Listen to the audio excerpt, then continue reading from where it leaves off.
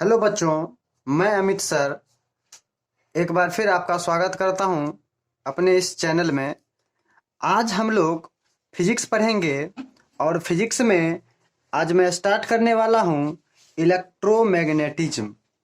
Electromagnetism electromagnetism Hindi में कहते हैं विद्युत चुंबकत्व। इसे हिंदी में कहा जाता है विद्युत चुंबकत्व। एनसीईआरटी में चैप्टर नंबर 4 दिया है गतिमान आवेश एवं चुंबकत्व। तो सबसे पहले हम ये समझते हैं कि ये विद्युत चुंबकत्व क्या होता है। तो देखिए बच्चे, ये जो विद्युत चुंबकत्व है यह फिजिक्स का यानी भौतिकी का वह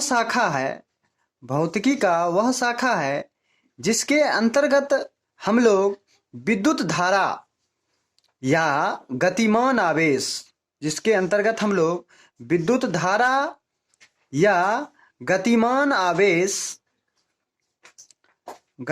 आवेश के कारण उत्पन्न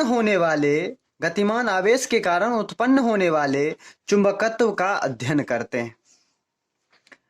तो इलेक्ट्रोमैग्नेटिज्म बेसिकली फिजिक्स का वह शाखा हुआ जिसके अंतर्गत विद्युत धारा या गतिमान आवेश इस दोनों के कारण उत्पन्न होने वाले चुंबकत्व का अध्ययन किया जाता है।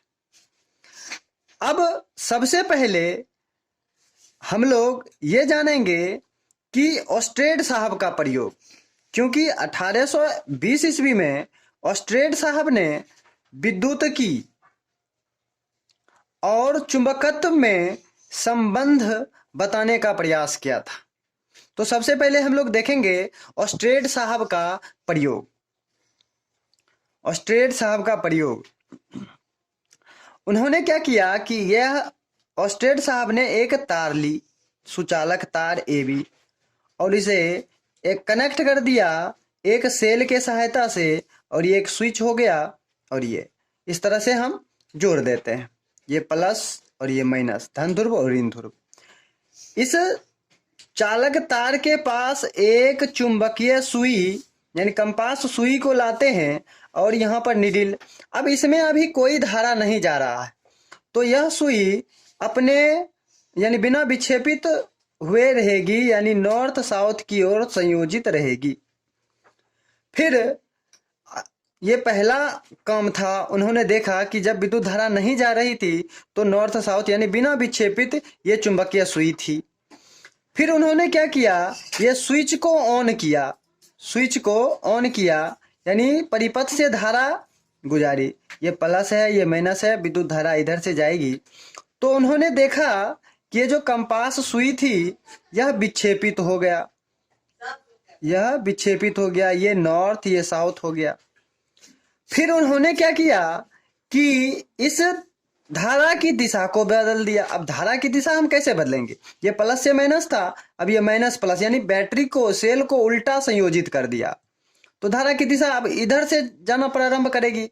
तो देखा कि धारा की दिशा बदलने से ये जो चुंबकीय निडिल था, सुई था, इसकी भी दिशा बदल गई, यानी नॉर्थ इधर साउथ इधर हो गई।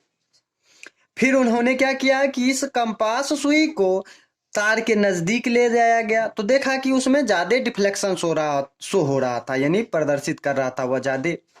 फिर दूर ले गया, तो कंपास सुई को दूर ले जाने पे उसमें कम विक्षेपण हो रहा था।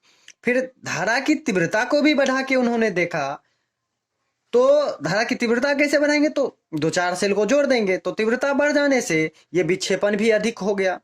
फिर पुनः उन्होंने इस स्विच को ऑफ कर दिया, तो देखा कि फिर से चुंबक अपने ओरिजिनल स्टेट में चला आया। इन सभी प्रयोग के आधार पे उन्होंने यह निष्कर्ष पर पहुंचे कि किसी विद्युत धारा के आसपास, यानी कोई सुचालक तार से जब विद्युत धारा प्रवाहित की जाएगी तो विद्युत धारा अपने आसपास एक क्षेत्र का निर्माण करता है, और उस क्षेत्र को हम चुंबकीय क्षेत्र कहते हैं। आइए इसका हम विधिवत रूप से आपको लिख दिए हैं, और इसका हम नोट्स आपके डिस्क्रिप्शन में डाल देंगे, और देखते हैं। आप देख पा रहे होंगे कि अध्याय 4 अध्याय 4 है गतिमान आवेश और चुंबकत्व बाय अमित सर। विद्युत चुंबकत्व यानी भौतिकी की वह शाखा जिसमें हम विद्युत धारा या गतिमान आवेश के कारण उत्पन्न होने वाले चुंबकत्व का अध्ययन करते हैं, वह विद्युत चुंबकत्व कहलाता है।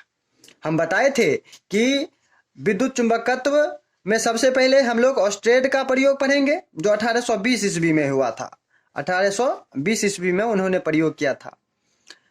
सबसे पहले आप देख पा रहे होंगे कि जब तार का परिपथ पूर्ण नहीं होता है, यानी परिपथ पूर्ण यानी स्विच ऑफ है, यानी तार में धारा प्रवाह नहीं हो रहा है, तब चुंबकीय सुई अविक्षिपित अवस्था में रहती है, यानी उसमें कोई भी प्रकार का डिफ्लेक्शन नहीं हो रहा है।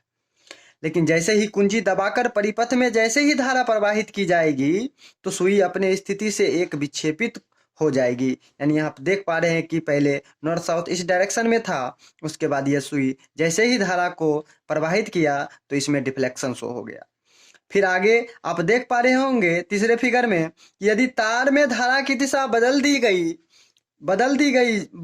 दिया जाए तब सुई के विक्षेप की दिशा भी बदल गई। यहाँ पर देख रहे हैं प्लस माइनस था, यहाँ माइनस प्लस कर दिया, यानी धारा जो इधर से इधर जा रहा था अब की बार इधर से इधर जा रहा है। तो क्या देखे कि चुंबकीय निडिल की भी विक्षेपण पलट गया। फिर आगे आपको जैसा कि बताए थे कि यदि तार में धारा की दिशा बदले तो विक्षेपित की दिशा भी बदल गई। फिर तार में धारा की प्रबलता बढ़ाने पर या चुंबकीय सुई को तार के और समीप लाने पर सुई का विक्षेप भी बढ़ जाता है। और इन सभी से यह निष्कर्ष निकाला गया कि निष्कर्ष पर पहुंचे कि जब किसी विद्युत धारा के आसपास निष्कर्ष पर पहुंचते हैं कि किसी विद्युत धारा के आसपास चुंबकीय क्षेत्र उत्पन्न हो जाता है। अब हम लोग इसी प्रयोग की सहायता से इससे संबंधित ही अन्य तथ्य को भी जानेंगे। अब अन्य तथ्य क्या था उनको जरा गौर से देखेंगे तो सबसे पहला तथ्य ये था कि एक स्थिर चुंबक अपने चारों ओर चुंबकीय क्षेत्र उत्पन्न करता है, जबकि एक स्थिर विद्युत आवेश के चारों ओर विद्युत क्षेत्र उत्पन्न होता है। आप लोग इलेक्ट्रोस्टेट में मैंने आपको पढ़ाया है कि जब कोई आवेश Q यानी V बराबर 0 यानी रुकी हुई अवस्था में रहता है तो उसके चारों ओर विद्युत क्षेत्र का निर्माण होता है। उसी प्रकार अगर कोई एक चुंबक है और वह स्थिर है तो अपने चारों ओर चुंबकीय क्षेत्र का निर्माण करेगा। ये पहला बात था। दूसरा बात कि यदि धारावाही चालक के चारों ओर केवल चुंबकीय क्षेत्र उत्पन्न होता है। अभी हम ऑस्टेट के प्रयोग में वही देखे कि धारावाही चालक है, इसके चारों ओर केवल चुंबकीय क्षेत्र उत्पन्न होता है, विद्युत क्षेत्र उत्पन्न नहीं होता है। और सबसे इंपॉर्टेंट लाइन ये है कि अगर एक समान वेग से गतिशील आवेश के चारों ओर देखा जाए तो अब विद्युत क्षेत्र के साथ साथ चुंबकीय क्षेत्र भी होगा, अर्थात विद्युत क्षेत्र चुंबकीय क्षेत्र दोनों होगा, यानी विद्युत चुंबकीय क्षेत्र होगा।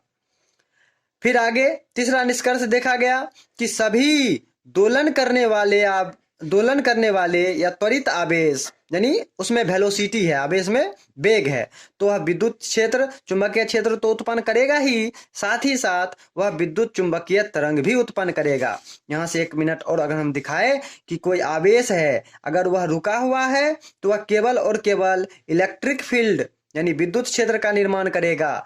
लेकिन अगर यही आवेश में अगर वेलोसिटी दे दिया जाए, कांस्टेंट वेलोसिटी, तो वह इलेक्ट्रिक फील्ड के साथ साथ मैग्नेटिक फील्ड यानी चुंबकीय क्षेत्र का भी निर्माण करेगा। और अगर ये भी वेरिएबल हो गया यानी असमान वेग से चला गया तो इलेक्ट्रिक फील्ड के साथ साथ मैग्नेटिक फील्ड और उसके साथ इलेक्ट्रोमैग्नेटिक रेडिएशन यानी विद्युत चुंबकीय तरंग भी निकलता है। इलेक्ट्रोमैग्नेटिक वेव विद्युत चुंबकीय तरंग भी निकलता है, ये वेरिएबल वेलोसिटी के साथ असमान वेग के साथ अगर आवेश को ले जाया गया। इसको हम ऐसे भी समझ सकते हैं कि जैसे ये मान लीजिए तार है, इसमें विद्युत धारा प्रवाहित हो रहा है, तो यहाँ पर अगर हम आपको एक Q आवेश को रखें और इसको अगर रुका हुआ अवस्था में V बराबर 0 है तो इस पर कोई भी बल नहीं लगेगा। लेकिन जैसे ही ये सब प्रयोग के द्वारा देखा गया, जैसे ही इस आवेश को एक भी वेग दिया गया तो देखा गया कि ये इधर की ओर विक्षेपित हो गया, अर्थात इस दोनों के बीच एक बल लगा और बल के कारण यह विक्षेपित हुआ। तो ये भी निष्कर्ष यहां से आता है। तो आइए कुछ क्वेश्चन कर लेते हैं। सबसे पहला क्वेश्चन है कि विद्युत धारा के चुंबकीय प्रभाव की खोज किसने की थी? तो ऑस्टेड साहब हम लोग देख पाए 1820 ईस्वी में। ठीक है, ऑस्टेड साहब ने ही विद्युत धारा के कारण चुंबकीय प्रभाव की खोज की। अब अगला क्वेश्चन है कि समरूप वेग, समरूप वेग का मतलब हुआ कि एक समान वेग से चलने वाला आवेश। तो कहता है समरूप वेग से चलने वाला आवेश क्या उत्पन्न करता है? पहला ऑप्शन है केवल विद्युतीय क्षेत्र, केवल चुंबकीय क्षेत्र, विद्युत चुंबकीय क्षेत्र कोई नहीं। तो कहता है कि समरूप वेग से चलेगा, तो हम देख पा रहे हैं एक समान वेग से गतिशील आवेश के चारों ओर विद्युत क्षेत्र के साथ साथ चुंबकीय क्षेत्र उत्पन्न होता है, यानी विद्युत चुंबकीय क्षेत्र उत्पन्न होता है। यानी जब एक समान वेग से अगर कोई आवेश चलेगा तो वह विद्युत क्षेत्र के साथ साथ चुंबकीय क्षेत्र का भी निर्माण करता है। नेक्स्ट क्वेश्चन है, और ये क्वेश्चन 2010 बिहार बोर्ड पूछ चुका है। अगला क्वेश्चन है कि एक गतिमान स्वतंत्र आवेश क्या उत्पन्न करता है? ये क्वेश्चन और ये क्वेश्चन सेम है, सिर्फ भाषा अलग है। समरूप वेग, यहाँ एक गतिमान आवेश, एक समान वेग, चलायमान आवेश, गतिमान आवेश, स्वतंत्र है। तब पर वह भी क्या उत्पन्न करेगा? स्थिर विद्युत क्षेत्र एवं चुंबकीय क्षेत्र दोनों उत्पन्न करेगा। याद रखिएगा ये 3 क्वेश्चन।